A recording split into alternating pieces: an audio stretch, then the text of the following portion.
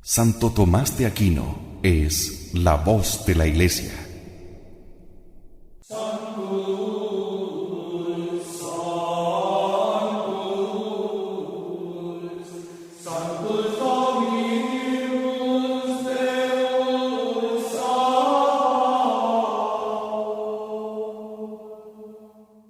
La Iglesia ha tenido en el Santo Doctor la fuente infalible de la verdad revelada. Su análisis certero, justo y piadoso de la doctrina de los Evangelios es una guía imprescindible si queremos ser católicos de verdad, más aún en estos tiempos de tanta confusión. Santo Tomás de Aquino es la voz de la Iglesia. Adentrémonos en su divina sabiduría.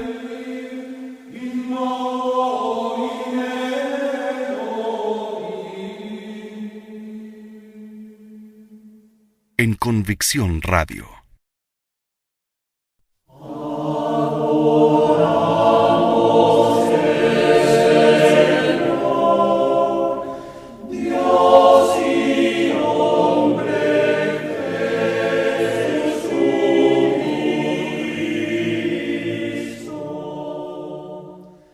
Y continuamos con Santo Tomás de Aquino, quien es la voz de la Iglesia, y la quinta petición del Pater, explicada doctrinalmente por el angélico doctor. Perdónanos nuestras deudas, así como nosotros perdonamos a nuestros deudores.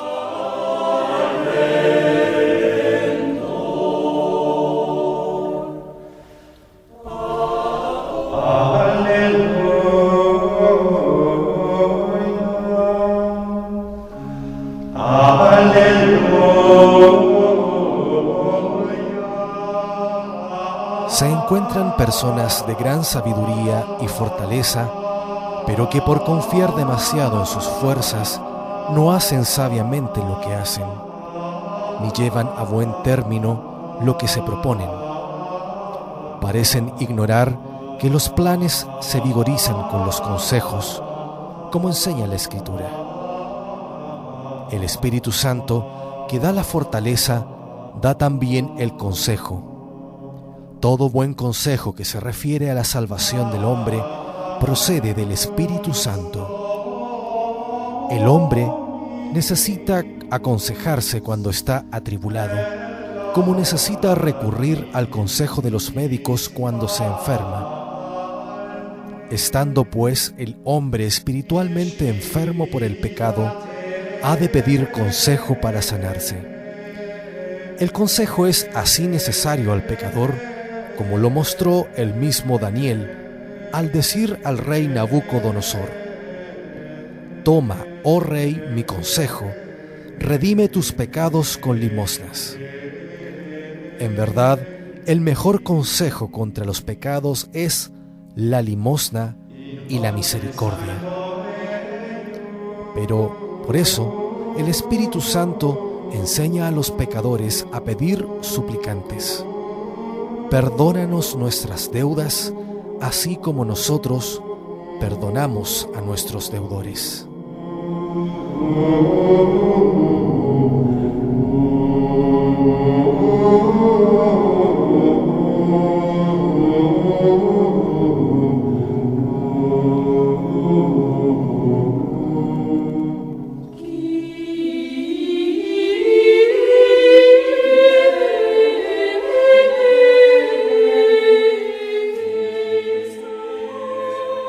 A Dios le debemos lo que le hemos arrebatado de sus derechos. Es derecho de Dios que hagamos su voluntad, prefiriéndola a la nuestra. Arrebatamos a Dios su derecho cuando anteponemos nuestra voluntad a la suya. En eso consiste el pecado. Así pues, los pecados son nuestras deudas. Es consejo del Espíritu Santo que pidamos a Dios perdón por nuestros pecados, y por eso decimos: perdónanos nuestras deudas. Acerca de estas palabras podemos preguntarnos tres cosas.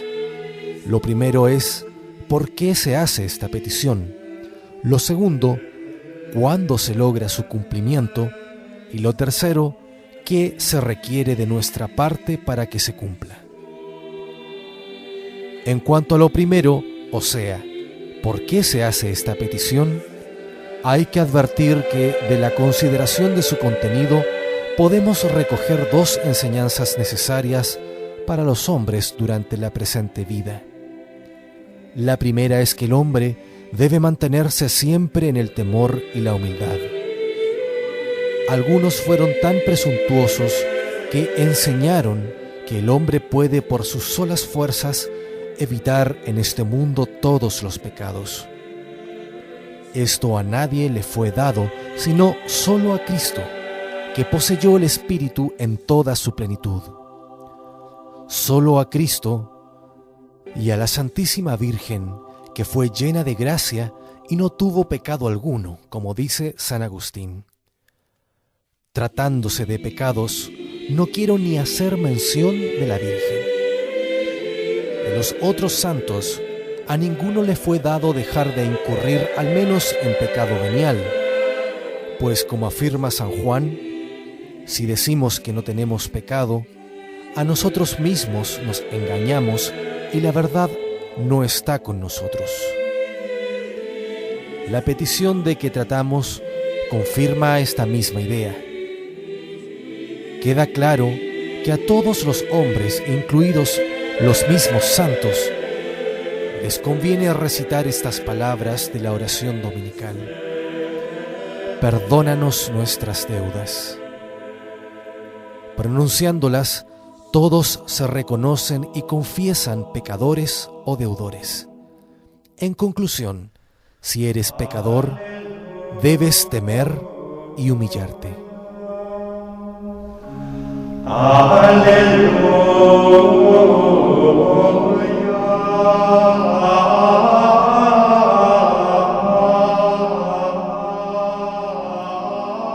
La segunda enseñanza que se deduce de esta petición es que siempre debemos vivir en esperanza.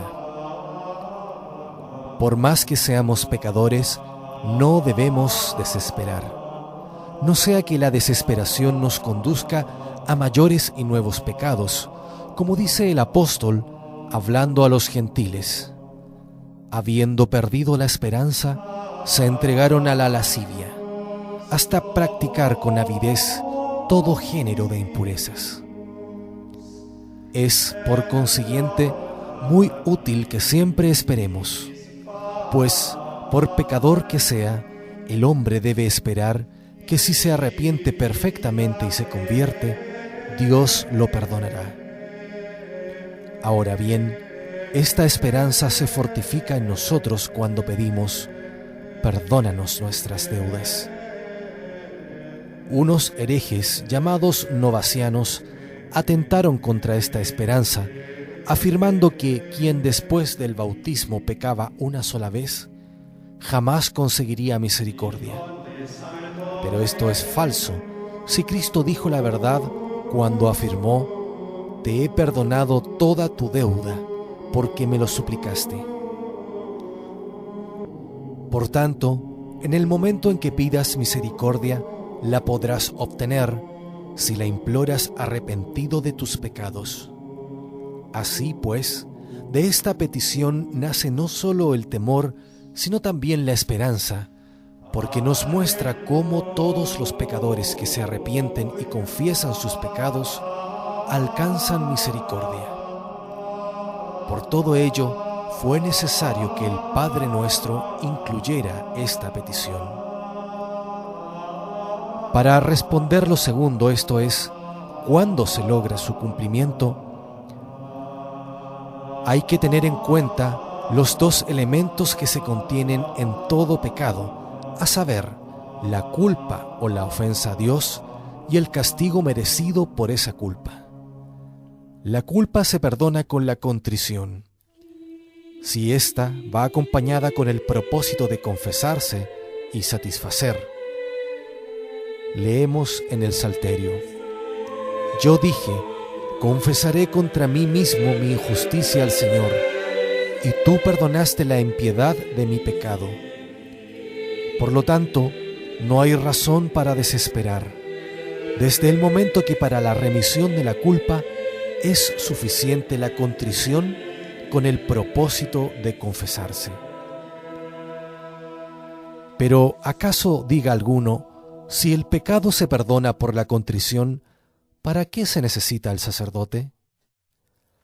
A esto hay que responder diciendo que Dios, por la contrición, perdona la culpa y cambia la pena eterna en pena temporal. Con todo, aún resta al pecador la obligación de cumplir la pena temporal. Si éste llegara a morir sin confesarse, no por rehusar la confesión, sino por haber sido sorprendido por la muerte antes de poder hacerlo, iría al purgatorio, donde la pena, según dice San Agustín, es muy grande. Pues bien, cuando tú te confiesas, el sacerdote te absuelve de esta pena en virtud del poder de las llaves al que en la confesión te has sometido. Por eso dijo Cristo a los apóstoles: recibid el Espíritu Santo. Quedan perdonados los pecados a aquellos a quienes los perdonareis, y quedan retenidos a los que los retuviereis. Por tanto, cuando uno se confiesa por primera vez, se le perdona una parte de aquella pena temporal. Y lo mismo sucede si se confiesa de nuevo, y podría llegar a confesarse tal número de veces que se le perdonara toda. Los sucesores de los apóstoles hallaron otro medio para la remisión de la pena temporal, a saber, el beneficio de las indulgencias. Para el que vive en caridad, las indulgencias poseen el valor que sin duda el Papa tiene el poder de conferirles. En efecto, muchos santos hicieron una multitud de obras buenas y no pecaron, al menos mortalmente. Estas buenas obras las hicieron para utilidad de la Iglesia. De manera semejante, los méritos de Cristo y de la Santísima Virgen están reunidos como en un tesoro. El Sumo Pontífice y aquellos a quienes él autoriza pueden dispensar estos méritos cuando fuere necesario. Así entonces, los pecados son perdonados no solo en cuanto a la culpa por medio de la contrición, sino también en cuanto a la pena por medio de la confesión y por las indulgencias.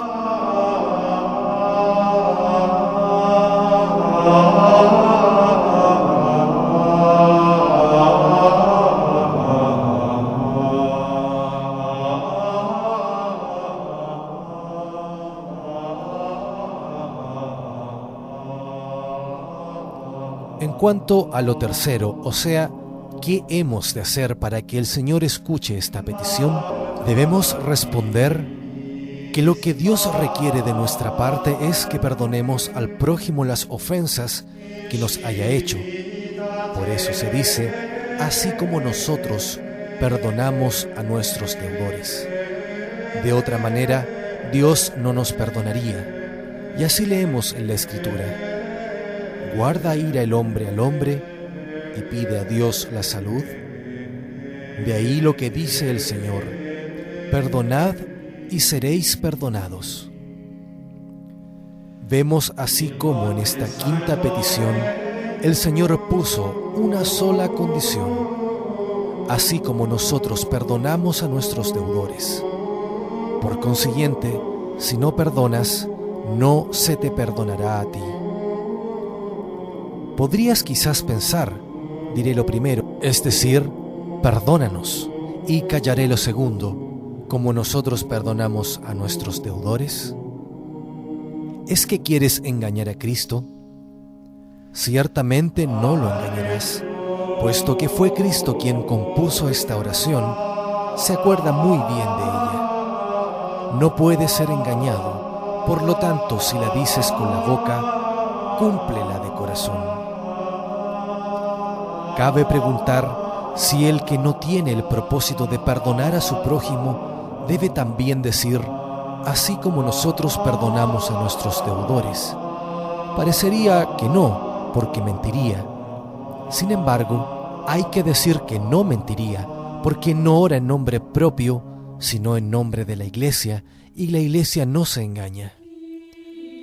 Por eso, esta petición se expresa en plural. Conviene observar finalmente que hay dos modos de perdonar. Uno es el modo de los perfectos y consiste en que el ofendido vaya al encuentro del ofensor, conforme a la recomendación del salmista. Busca la paz. El otro es el modo común a todos, que a todos obliga y consiste en conceder el perdón a quien lo pide. Perdona a tu prójimo cuando te agravie, dice la Escritura, y así cuando tú implores el perdón, te serán perdonados tus pecados. A esta petición corresponde otra bienaventuranza. Bienaventurados los misericordiosos, pues la misericordia hace que tengamos piedad de nuestro prójimo.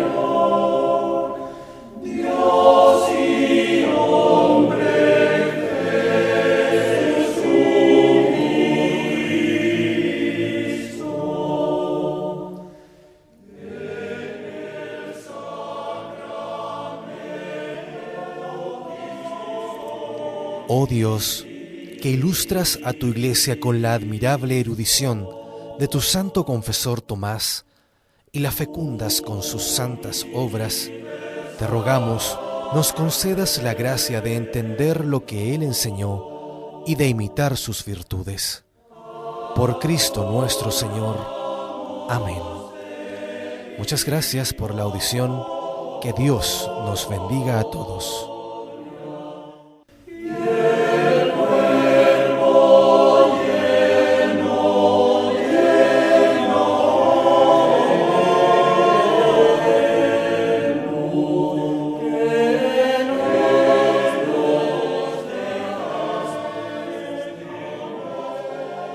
Santo Tomás de Aquino es la voz de la Iglesia.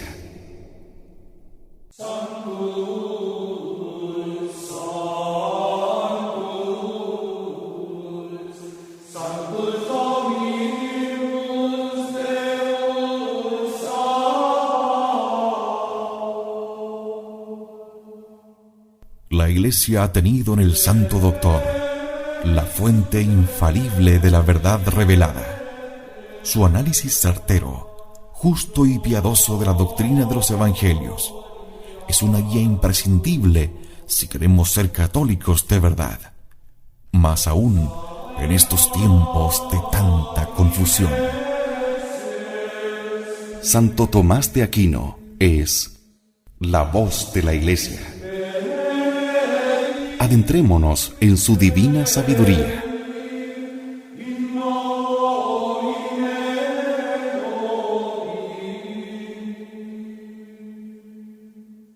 En Convicción Radio.